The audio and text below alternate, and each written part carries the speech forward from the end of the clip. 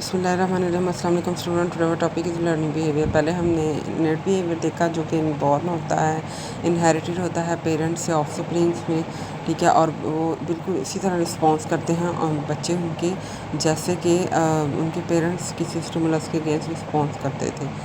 तो आज हमने देखना है लर्निंग बिहेवियर। लर्निंग बिहेवियर का मतलब है कि जिसमें हमने कोई चीज़ लर्न करते हैं, ठीक है। हम पैदा होते हैं, आहिस्ता आहिस्ता हमें पता जो है वो पता चलता है, जैसे बादल होंगे तो बारिश होगी, किस चीज़ पे हैप्पी होना है, किस चीज़ पे सैड होना है, ठीक है। इस तरह डिफरेंट जो है वो है कि हमें डिफरेंट चीज़ों के बारे में पता चलता है जो हम अपने इन्वायरमेंट से लर्न करते हैं, जो हमें माँ बाप से नहीं मिलता। This is car learning behaviour, ठीक है। इसकी कुछ टाइप्स हैं जिसमें हम सबसे पहले देखते हैं इम्प्रिंटिंग।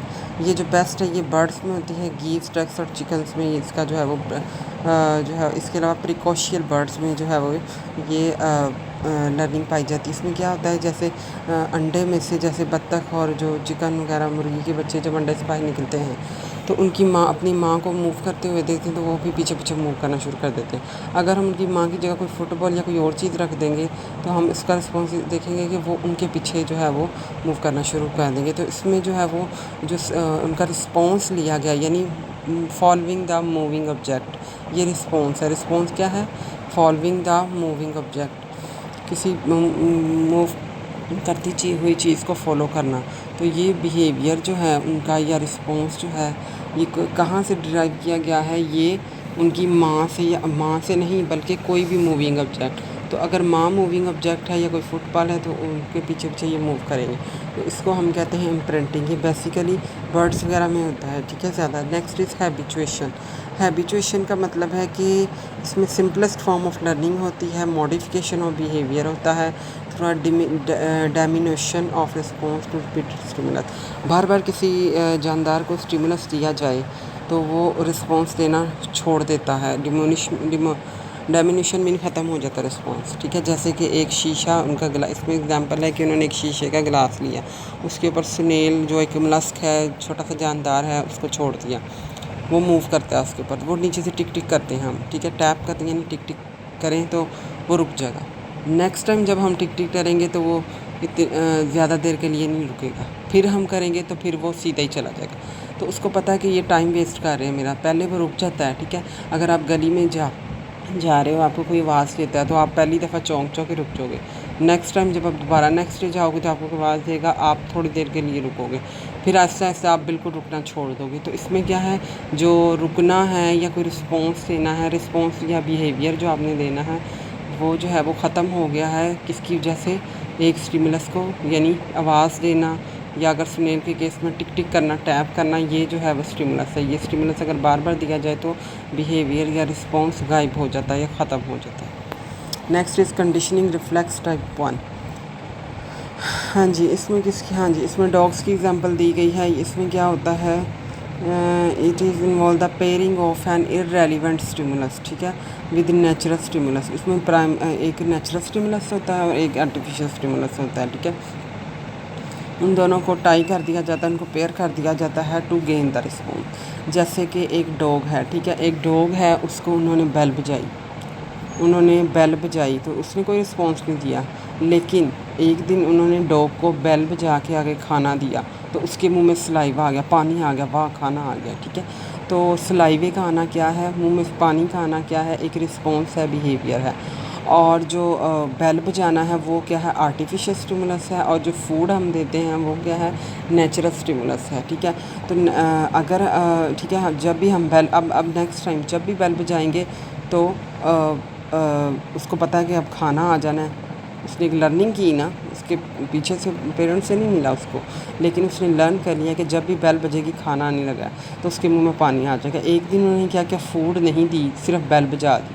अब ये उसने लर्न कर लिया है कि बेल बजेगी तो खाना आएगा, लेकिन जिस दिन हमने फूड ख़त्म कर दी, फूड नहीं दी, सिर्फ बेल बजाई तो उसके मुंह में भी सलाइवा आ गया। तो ये क्या है, सलाइवे का आना क्या है, रिस्पॉन्स है। और जिसमें नेचुरल स्टिमुलस के, यानी फिर इसका मतलब है जो नेचुरल स्टिमुलस और आर्टिफिशियल स्टिमुलस है उनको पेयर कर दिया जाता है, वो एक ही चीज़ बन जाती है, ठीक है। तो रिस्पॉन्स उससे गेन किया जा सकता है। नेक्स्ट इज ऑपरेंट कंडीशनिंग और कंडीशनल रिफ्लेक्स टाइप 2, ठीक है। इसमें हाँ, इसमें आता है ट्रायल एंड एरर रेपिटिशन, यानी बार बार कोशिश करो और बार बार गलती करो और बार बार सीखो। इसमें एक उन्होंने एग्जांपल दी हुई है, एक पिंजरा है, उसके अंदर एक बिल्ली उन्होंने डाली है, ठीक है। वो बिल्ली और उसका ना पिंजरे का एक दरवाज़ा है, उसके ऊपर लीवर मीन एक डंडी है, ठीक है। और वो डंडी को थोड़ा सा टच करेंगे, वो नीचे होगा, दरवाज़ा खुल जाएगा, ठीक है। तो अब लेकिन वो डंडी या लीवर ऊपर किया हुआ है, वो बंद है। अब वो बिल्ली तो बाहर आना चाहती है, वो तो ज़्यादा चाहती है, वो बार बार जंपिंग करेगी छत पे, इधर उधर इधर पिंजरे में टांगे मारेगी, हाथ मारेगी, ठीक है, कोशिश करेगी बाहर। अब गलती से, यानी ये ट्रायल वो कर रही है ना, बाहर निकलने की ट्रायल कर रही है, ट्रायल का मतलब है कोशिश कर रही है।